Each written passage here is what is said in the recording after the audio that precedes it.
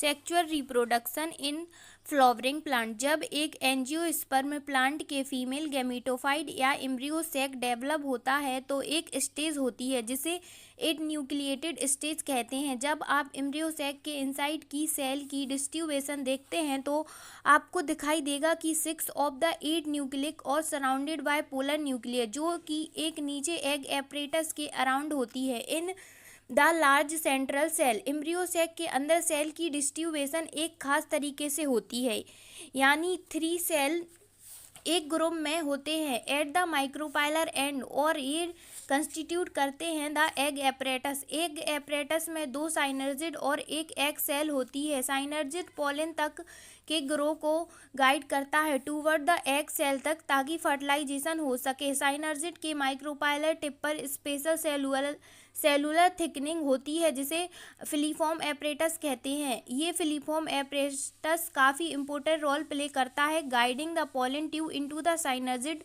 Embryo sac के chalazal and पर 3 cell होती हैं जो एंटीपोडल कहलाती हैं। जैसे मैंने भी बताया था, लार्ज सेंट्रल सेल में 2 पोलर न्यूक्लिक होते हैं। इसी वजह से टाइपिकली एंजियोस्पर्म एम्ब्रियो सैक जब वो मैच्योर तक पहुंचाता है तो 8 न्यूक्लिएटेड हो जाता है। Thank you watching the video. Pollination एक क्रूशियल स्टेप होता है in the reproductive process of flowering plant. Male gamete pollen grain में प्रोड्यूस होते हैं और फीमेल गैमीट एम्ब्रियो सैक में होते हैं। बिकॉज दोनों टाइप के गैमीट मेल और फीमेल नॉन मोटाइल होते हैं, इसलिए इन्हें फर्टिलाइजेशन के लिए एक साथ लाना जरूरी होता है। इसी काम को पॉलिनेशन कहते हैं। पॉलिनेशन एक मैकेनिज्म होता है जो ये ऑब्जेक्ट अचीव करने में मदद करता है। पॉलिनेशन का मतलब होता है पोलन ग्रेन को एंथर से सेट करने के पिस्टिल के स्टिग्मा तक ट्रांसफ़र करना। फ्लावरिंग प्लांट में पॉलिनेशन अचीव करने के लिए कई अमेजिंग एडेप्टेशन डेवलप किए हैं। प्लांट एक्सटर्नल एजेंट का यूज करते हैं टू अचीव पॉलिनेशन। जैसे कि मैं पहले भी बताया, कुछ प्लांट अपने फ्लावर के थ्रू स्पेसिफिक पॉलिनेटर को अट्रैक्ट करते हैं, जैसे बी, बटरफ्लाई या बर्ड।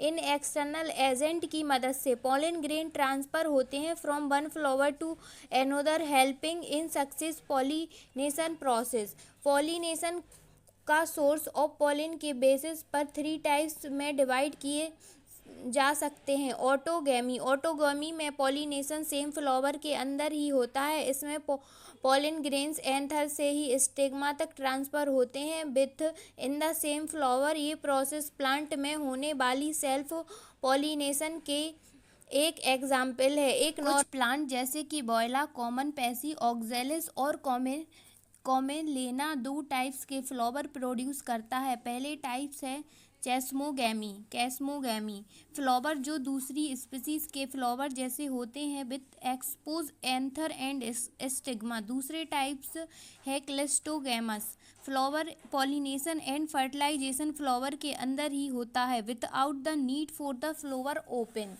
इस तरह के फ्लावर में जब एंथर डिहेसेंस होता है तो फ्लावर बड्स में 2 पोलन ग्रेन्स स्टिग्मा से कांटेक्ट में आते हैं और 4 पॉलिनेशन। क्लिस्टोगैमस फ्लावर में क्रॉस पॉलिनेशन की चांस नहीं होती बिकॉज फ्लावर खुलता ही नहीं, इसलिए ये फ्लावर इनवेरिएबल ऑटोगैमस होते हैं। इसमें पोलन ग्रेन डायरेक्टली स्टिग्मा पर लैंड करते हैं with in the same flower, जिससे क्रॉस पॉलिनेशन का चांस एलिमिनेट हो जाता है। Cleistogamous flower assure seed sets produce करता है even is the absence of pollinator. Geitonogamy का मतलब है पोलन ग्रेन्स को transfer from the anther to the stigma of another flower of same plant, यानी कि एक ही प्लांट के 2 अलग अलग फ्लावर के बीच में पोलन ग्रेन के ट्रांसफर होना। क्लिस्टोगैमी फंक्शनली क्रॉस पॉलिनेशन की तरह होता है बिकॉज एक पॉलिनेटिंग एजेंट इन्वॉल्व होता है, लेकिन जेनेटिक।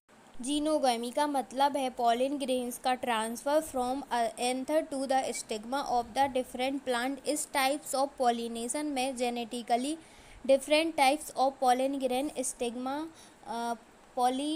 पहुंचाते हैं।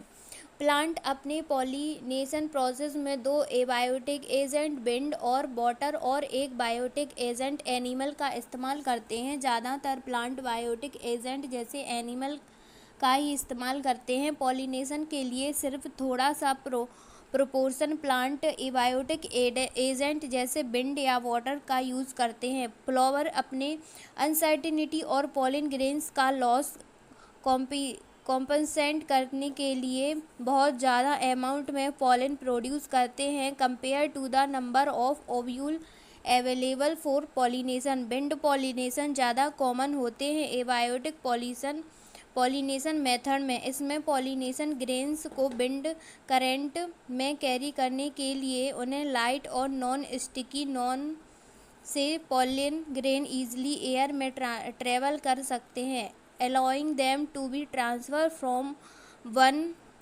plant to another for successfully pollination. Wind pollination plant after pauses well exposed stamens so that the pollen can easily disappear into the wind current. Wind pollinated flower after have a large feathery stigma to easily trap air pollen grain. These feathery stigma provide a large surface area for catching pollen grain carried by the wind, increase the chance of successful pollination. Wind pollination is quite common. इस grass border के through pollination flower plant में काफ़ी rare होता है और लगभग सिर्फ 30 genera तक लिमिटेड होता है। मोनोकोटिलेडन प्लांट में इस तरह से प्लांट यूजली वाटर बॉडी के नियर ग्रो करता है जहां वाटर के थ्रू पॉलिनेशन होती है। वाटर लोअर प्लांट ग्रुप जैसे कि एल्गी, ब्रायोफाइट और टेरिडोफाइट के बीच मेल गैमीट का रेगुलर मोड ऑफ ट्रांसपोर्ट होता है। इन लोअर प्लांट ग्रो जैसे कि लगभग ब्रायोफाइट और टेरिडोफाइट के डिस्ट्रीब्यूशन वाटर की ज़रूरत की वजह से लिमिटेड होते हैं क्योंकि उन्हें मेल गैमीट को ट्रांसपोर्ट करने और फर्टिलाइजेशन के लिए वाटर की ज़रूरत होती है। कुछ एग्जाम्पल वाटर पॉलिनेटेड प्लांट के जैसे कि बेलेसिनेरिया और हाइड्रेला जो फ्रेश वाटर में ग्रो करते हैं और कुछ मैराइन सी ग्रासेस जैसे कि जूस्टेरा भी हैं। सभी एक्वाटिक प्लांट वाटर का यूज पॉलिनेशन के लिए नहीं करते। मेजॉरिटी ऑफ एक्वाटिक प्लांट जैसे कि वाटर हाइसिंथ और वाटर लिली उन्हें फ्लावर वाटर का अपर इमर्ज होते हैं और इंसेक्ट या विंड के थ्रू पॉलिनेटेड होते हैं, बिल्कुल लैंड की तरह।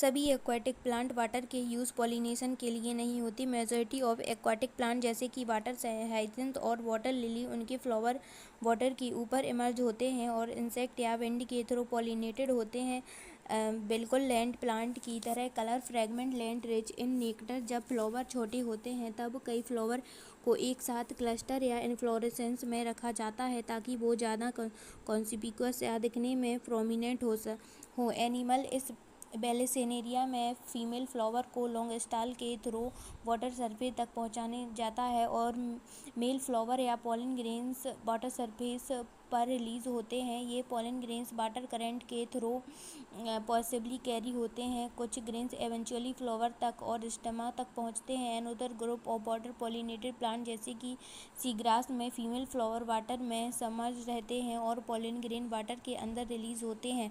पॉलन ग्रेन्स की मैनी स्पीसीज ऐसे ही रहते हैं लॉन्ग रिबन लाइक और उन्हें वाटर के अंदर पैसिवली कैरी किया जाता है। कुछ ग्रेन्स स्टिग्मा तक पहुंचते हैं और पॉलिनेशन को अचीव करते हैं। Most of the water pollinated species में पॉलन ग्रेन को म्यूसिलेजिनियस कवरिंग से प्रोटेक्ट किया जाता है ताकि वेटिंग से बचाया जा सके। Both wind and water pollinated flower generally not very colourful होते हैं और नेक्टर प्रोड्यूस नहीं करते। Majority of flowering plant various animal को पॉलिनेटिंग एजेंट के रूप में यूज करते हैं बी जैसे कि insect. Majority of flowering plant के डोमिनेंट बायोटिक पॉलिनेटिंग एजेंट होते हैं। कुछ लार्ज एनिमल जैसे कि कुछ प्रीमेट्स, लेमार्स, एवोरिया, रोडेंट, ट्री ड्रॉलिंग और रेप्टाइल्स और गार्डन लिजार्ड भी कुछ स्पीसीज में पॉलिनेटिंग के रूप में रिपोर्ट किया गया है। एनिमल पॉलिनेटिंग प्लांट के फ्लावर आफ्टर स्पीसीज प्लांट को एनिमल के लिए एडेप्ट होते हैं। ये adaptation include colour, shape, size और scent of particular pollination species को अट्रैक्ट करती है। Majority of insect pollinating flower large colourful fragment of nectar rich होते हैं। जब फ्लावर स्मॉल होते हैं तो कोई बड़े फ्लावर को एक इन्फ्लोरेसेंस में क्लस्टर किया जाता है ताकि वो कंस्पिकुअस हो जाएं। कुछ फ्लावर जो फ्लाई और बर्ड्स से पॉलिनेटिंग होते हैं वो फॉल ऑर्डर सिक्रीट करते हैं ताकि ये एनिमल को अट्रैक्ट कर सकें। ये ऑर्डर इंसेक्ट को फ्लावर तक गाइड करती है जिससे पॉलिनेशन प्रोसेस हो सके। एनिमल को सस्टेन करने के लिए फ्लावर को एनिमल के रिवॉर्ड्स प्रोवाइड करना पड़ता है जैसे कि नेक्टर, पोलन या अदर न्यूट्रिशन सब्सटेंस जो एनिमल को अट्रैक्ट। जब एनिमल नेक्टर या पोलन ग्रेन्स को कलेक्ट करने के लिए फ्लावर पर विजिट करते हैं तब वो एंथर और स्टिग्मा से कांटेक्ट में आते हैं। जब एनिमल पॉलिनेटेड फ्लावर पर विजिट करते हैं उनकी बॉडी पर पोलन ग्रेन स्टिकी हो जाता है। जिसके बॉडी पर पोलन ग्रेन स्टिक है वह स्टिग्मा से कांटेक्ट में आती है तब वह पॉलिनेशन प्रोसेस को स्टार्ट करता है। कुछ स्पीसीज में फ्लावर से फ्लेश प्रोवाइड करते हैं एग रखने के लिए। फॉर एग्जाम्पल एमोर्फोफेलस का जो एक बहुत बड़ा फ्लावर होता है लगभग 6 फीट का हाइट की। इसमें इंसेक्ट ईच एग ले करने के लिए सेफ एनवायरनमेंट प्रोवाइड करते हैं। एक रिलेशनशिप होती है एक स्पीसीज ऑफ मॉथ और प्लांट युक्का के बिटवीन। यहाँ दोनों स्पीसीज मॉथ और प्लांट एक दूसरे के बिना लाइफ साइकिल कंप्लीट नहीं कर सकते। ये रिलेशनशिप म्यूचुअलिज्म होती है मतलब दोनों स्पीसीज दूसरे के लिए एसेंशियल होते हैं अपने सर्वाइवल के लिए। जब मॉथ अपने एग युक्का के ओवरी के लोक्यूल में रखती है तब फ्लावर के पॉलिनेट करने की प्रोसेस में हेल्प मिल जाती है और जब मॉथ के एग से लार्वा हैच होता है तब सीड डेवलप होने लगता है।